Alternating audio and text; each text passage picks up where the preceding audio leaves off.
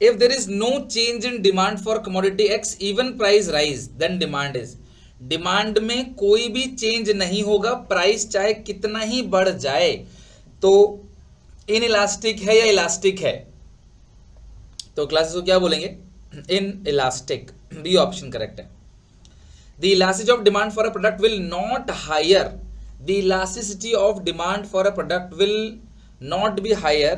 Higher कब नहीं होगा, मतलब हाई इलास्टिक कब नहीं होगा, तो when consider necessities of buyer, तो देखो जो necessities होती है उनकी लो इलास्टिसिटी डिमांड होती है। मैंने factors affecting elasticity of demand में ये बात बताया है कि नेसेसरी गुड्स जो गुड्स होते हैं उसकी लेस इलास्टिक होती है, ठीक है। और मोर सब्स्टिट्यूट अवेलेबल है तो मोर इलास्टिक, तो बाकी सब तो मोर है ही, तो ए ऑप्शन करेक्ट है सेकंड का। Demand for a good is less elastic when, demand for a good is less elastic when, demand for a good is less elastic. Less elastic कब होता है, आप लेस इलास्टिक किसको बोलते हो, percentage change in demand is less, so percentage change in demand ये less है, ये लेस देन का साइन है, ठीक है, मतलब ये मोर देन है प्राइस के लिए, लेस देन है इसके लिए, तो थर्ड का ए ऑप्शन जो है वो करेक्ट है। फोर्थ क्वेश्चन चेक करो, fourth, which the following will have elastic demand, कौन सी चीज की डिमांड आप चेंज कर सकते हो, इलास्टिक है, एयर कंडीशनर, ठीक है, एयर कंडीशन यानी क्लास एसी की डिमांड आपकी, ये सारी चीजें तो देखो नेसेसिटीज है।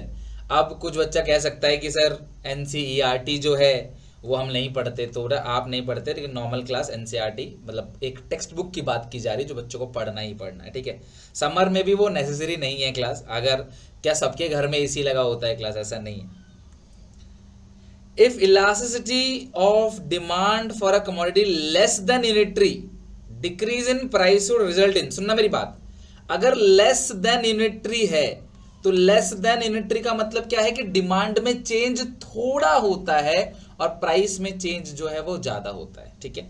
डिमांड में चेंज अगर 10% है, अगर डिमांड 10% से घट रहा है तो प्राइस बढ़ेगा, सॉरी अगर प्राइस 10% से घट रहा है तो डिमांड बढ़ेगा सिर्फ 5% से, ठीक है।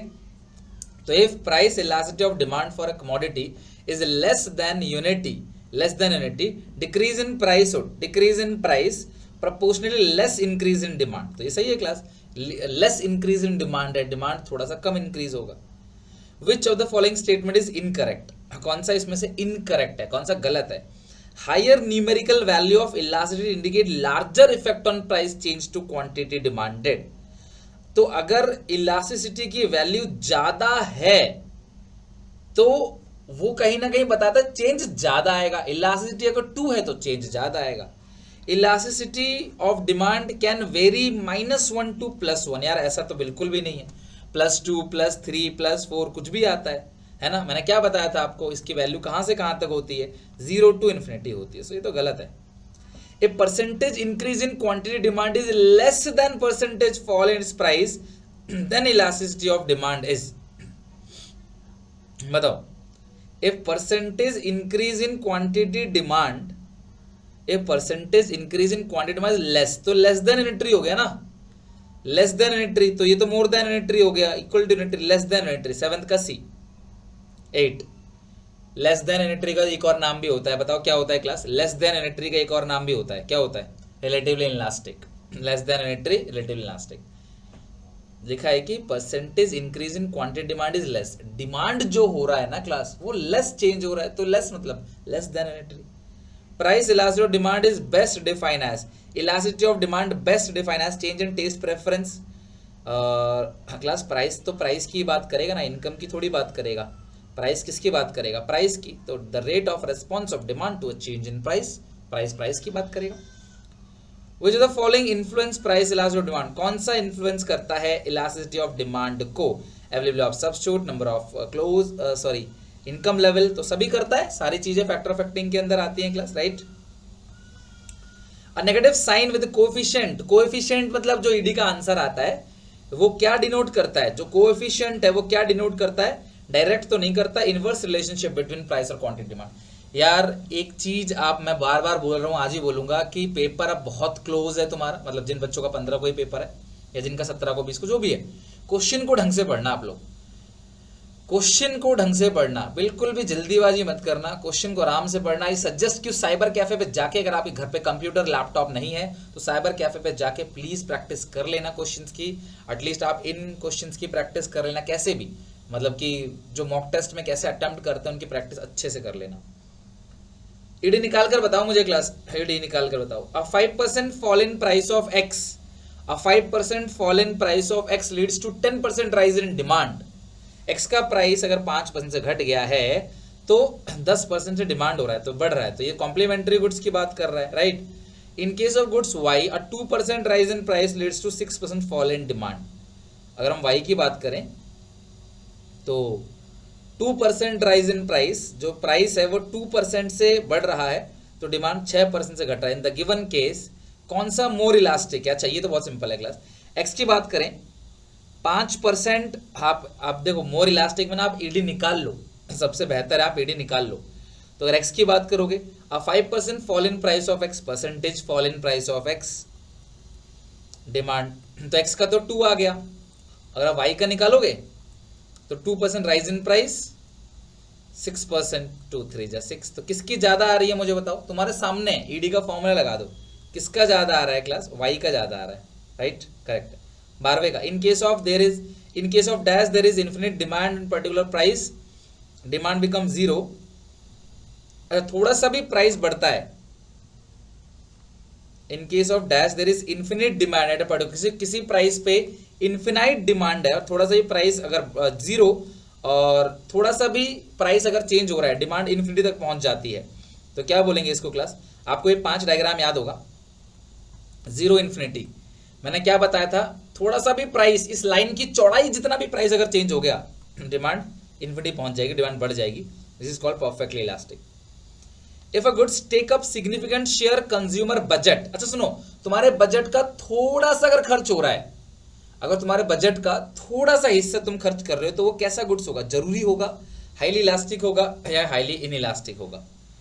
If a consumer take up significant share, अच्छा सिग्निफिकेंट मतलब ज्यादा क्लास, मोर देन 20 मतलब बड़ा शेयर खर्च करता है, थोड़ा में तो इनइलास्टिक होगा, सिग्निफिकेंट मतलब बहुत ज्यादा, है ना, वेरी लेस सिग्निफिकेंट नहीं लिखा हुआ है, सिग्निफिकेंट। तो इनकम का मोटा हिस्सा जहां खर्च करते हो क्लास, वो हाईली इलास्टिक है, ठीक है। इनकम का ज्यादा हिस्सा, कम नहीं ज्यादा। If there is no change in quantity demand to any change in price, the demand and demand curve is, मुझे बताओ, no change in quantity demand, no change in quantity demand 0, याद आ गया? No change in quantity demand 0, no change in quantity demand. देखो जो ED की degree है ना, डिग्री में परफेक्टली कहीं नहीं लिखा हुआ है, जितने भी, सॉरी मैं क्या बोल रहा हूं, जो इलास्टिक और डिमांड के फैक्टर्स अफेक्टिंग है उसके अंदर लेस इलास्टिक और मोर इलास्टिक ही डिस्कशन हुआ है, उसके अंदर परफेक्टली का डिस्कशन नहीं किया हम लोगों ने। 14 का क्या होगा? तो इसको बोलेंगे परफेक्टली इनइलास्टिक, परफेक्टली इनइलास्टिक, और ईडी बिकम्स 0, परफेक्टली इनइलास्टिक और वर्टिकल स्ट्रेट लाइन, तो डी ऑप्शन करेक्ट है 14 का। If demand for good is made by rich consumer, तो देखो रिच कंज्यूमर इज डिमांड, तो जो अमीर लोग है ना भैया वो चेंज नहीं करेंगे, राइट। जो रिच कंज्यूमर है, जितने अमीर लोग हैं वो डिमांड को चेंज नहीं करते। If demand for a good is made by rich consumer, तो वो लेस इलास्टिक है भैया, उसको चाहिए ही चाहिए, वो डिमांड चेंज नहीं करेगा। A firm is currently selling 10,000 unit at per month. The firm plan to reduce its retail price from 1 to 0.90 from the previous experience. Firm know the price elasticity of demand is 1.5. ED1 as there is no change, the firm can now express the sale. तो आपको quantity पूछा गया है class यहाँ पे, तो आप quantity बताओ क्लास, क्वांटिटी कैसे बताओगे इसको? डेल्टा क्यू, डेल्टा पी, जो डेल्टा पी है वो P2 माइनस P1 कितना क्लास आएगा? माइनस 0.1 इंटू P1, P1 कितना है? 1, कैंसिल हो गया। 10,000 को 1.5 से कर दो मल्टीप्लाई, एक 0 कम हो जाएगा, तो कितना क्लास आएगा? 15,000 या 1500 आएगा क्या? 10,000 को पहले 0.1 से आपको मल्टीप्लाई करना है, 0.1 से 1000 इंटू 15, 1500 आएगा, सॉरी 1500, तो 1500 क्या है क्लास? Delta Q. और डेल्टा क्यू का फॉर्मूला क्या होता है? डेल्टा क्यू का फॉर्मूला Q2 माइनस Q1 10,000 तो 11,500, तो ये 11,500 मतलब 16 का ऑप्शन नंबर डी जो है वो करेक्ट है। क्वेश्चन नंबर 16 का ऑप्शन नंबर डी करेक्ट है।